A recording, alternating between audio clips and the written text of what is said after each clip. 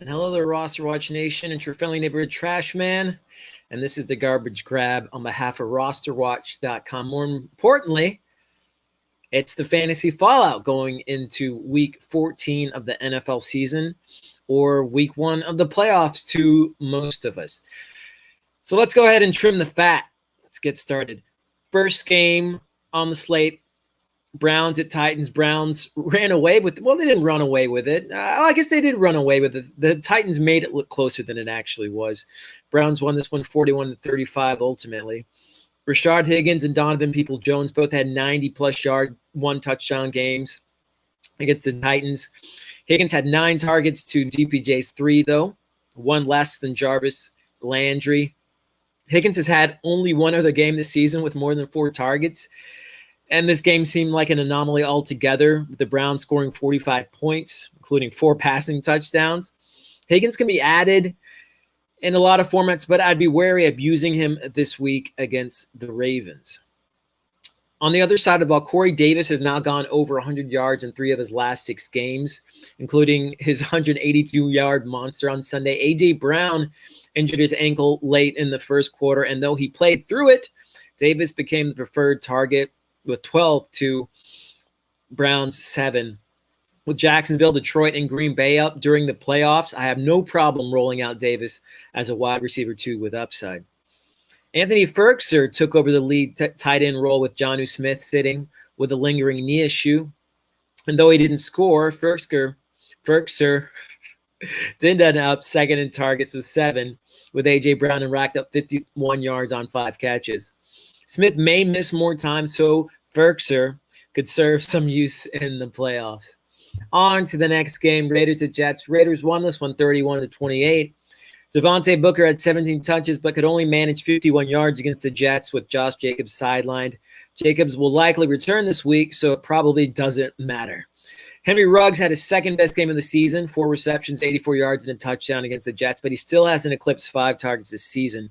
He's got upside every week, but he's not someone you can rely on in the fantasy playoffs.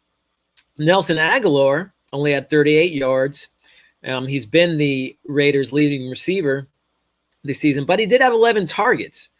So I do think he's in play for the playoffs. I mean, when you're getting double-digit targets, yeah.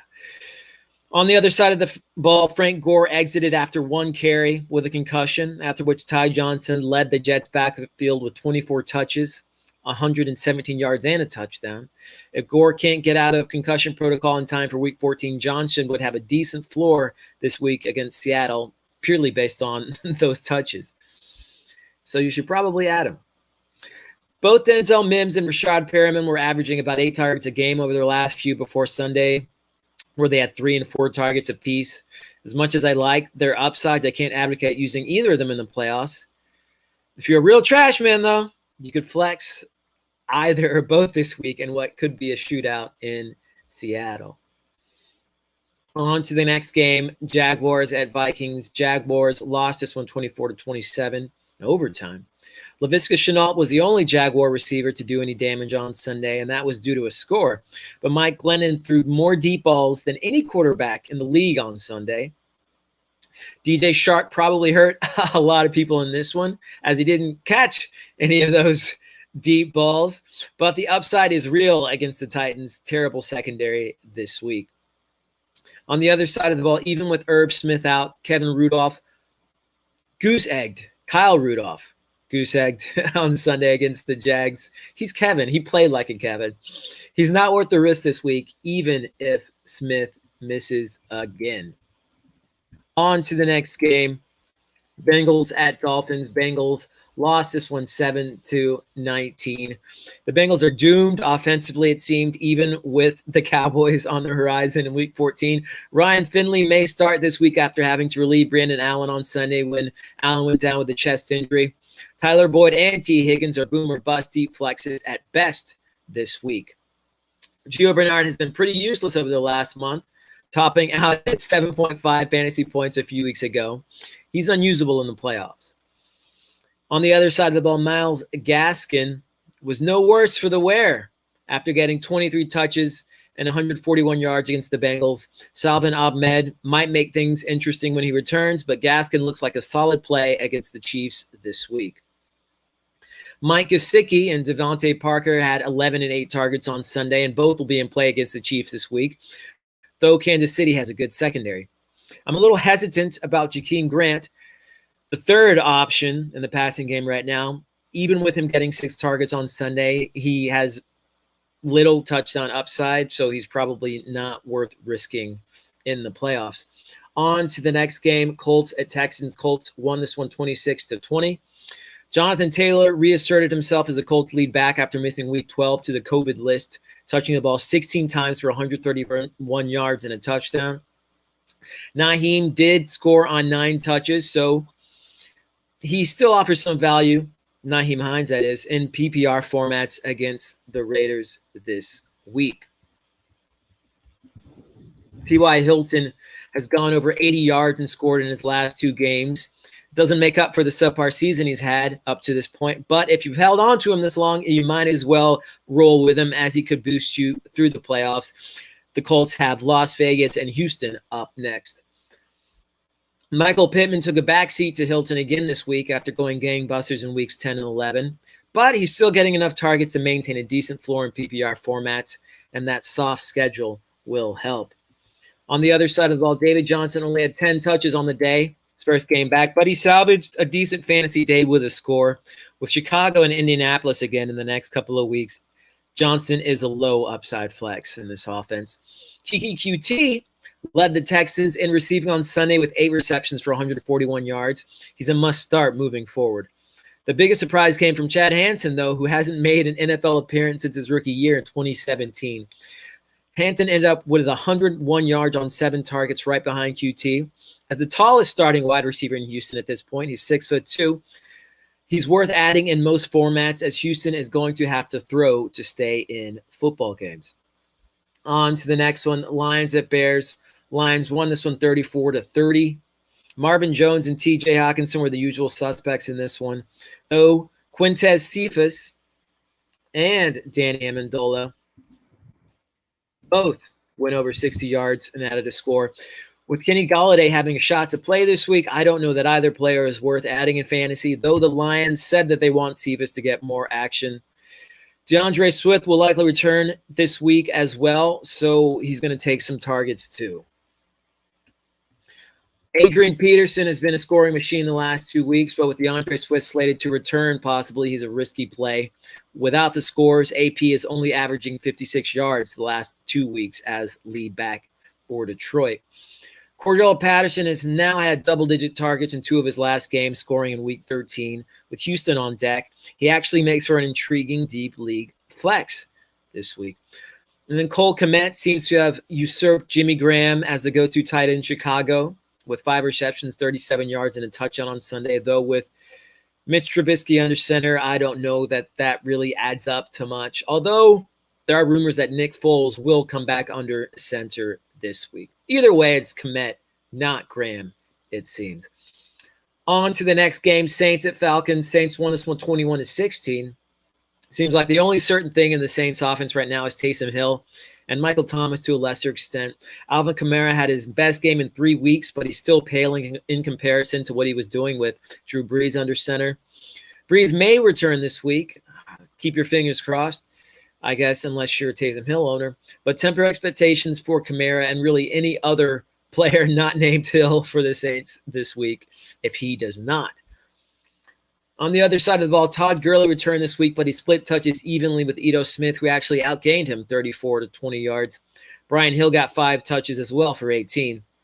As long as all 3 are involved to this extent, and none of them are startable in the fantasy playoffs. And it's either Hayden Hurst or Russell Gage as the third option in Atlanta on a weekly basis. Pick your poison. It's one or the other. Or don't. After all, it is the playoffs. You don't have to go with either of them. There are other options. On to the next game, Giants at Seahawks. Giants won this one 17-12.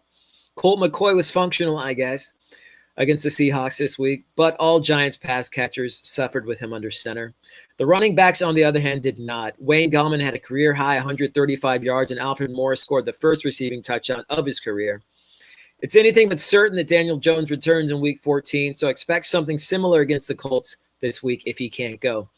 Evan Ingram did have 8 targets on the day, so you could still run him out there, although his upside probably won't be that high with McCoy. On the other side of the ball, the Seahawks have moved away from the freewheeling ways that made their wide receivers such fantasy studs earlier in the season.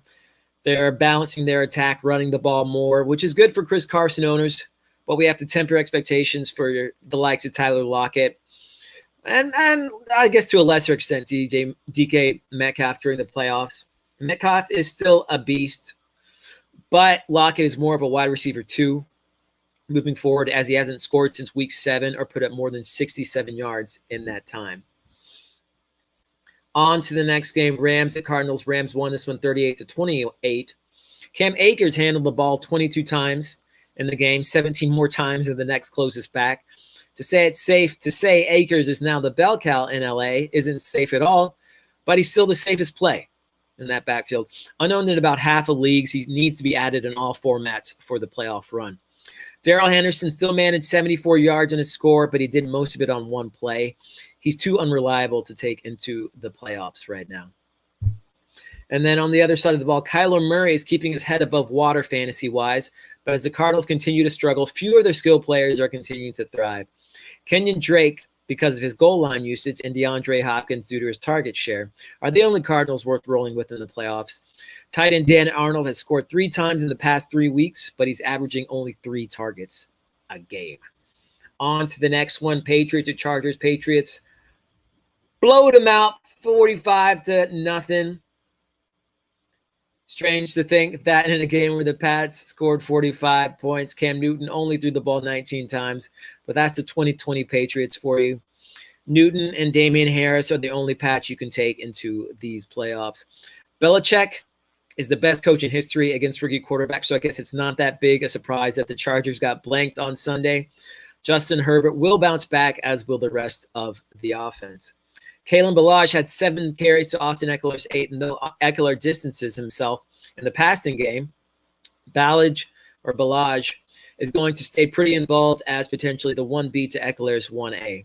Joshua Kelly touched the ball twice for 3 yards and is droppable now that Ballage is back. On to the next one, Eagles at Packers. Eagles lost this one 16-30. They finally made the move, folks. The Eagles bench Carson Wentz in favor of Jalen Hurts and seemed better for it as Hurts improved the offense in the 4 series he played. Just having a career meltdown, and I'm curious to see if he can cover. In the meantime, it looks like Hurts is the man in Philly. He's worth adding in most formats as he's a quarterback who can run the ball, and that's worth its weight in gold in fantasy. On the other side of the ball, Allen Lazard seems to be preferred over Marquez Valdez-Scantling by Aaron Rodgers, but neither receiver is getting consistent enough looks to be relied upon in the fantasy playoffs. Robert Tonyan has scored in 3 straight games and has had 5 targets in all of them. He's a better play than most of the tight end position right now, so he can be taken into the playoffs. On to the next game, Broncos at Chiefs. The last game on the Sunday night slate, Broncos lost this one 16-24. Phillip Lindsay had 14 carries to Melvin Gordon's 15, but Lindsay couldn't get anything going. Lindsay seems to be fading as of late, while Gordon seems to be getting stronger later into games. Still, it's hard to avoid Lindsay altogether as he's getting considerable touches. Tim Patrick was the only Denver receiver to show up in fantasy on Sunday, as the Chiefs have a formidable secondary. Patrick, the afterthought of the receiving core after the impressive draft class that brought in Jerry Jeudy and KJ Hamler, is actually the only one holding consistent fantasy value right now. Judy's ankle seems to still be bothering him, so Patrick needs to be held on to going into the playoffs. He can be flexed weekly with his safe floor. On the other side of the ball, Le'Veon Bell started in Clyde Edwards-Hilaire's stead, putting up 55 yards on 13 touches. Bell didn't do enough to keep Edwards-Hilaire off the field when he returns from his stomach virus. And that's it for the fallout going into Week 14. Still quite a few games in Week 13 going on, but hopefully you can use some of this information going forward into your playoff run. Hopefully this is able to help you trim the fat a little bit. And in any case, good luck going into your fantasy playoffs. This has been the Roster Watch Trash Man. On behalf of RosterWatch.com, until next time, be ready.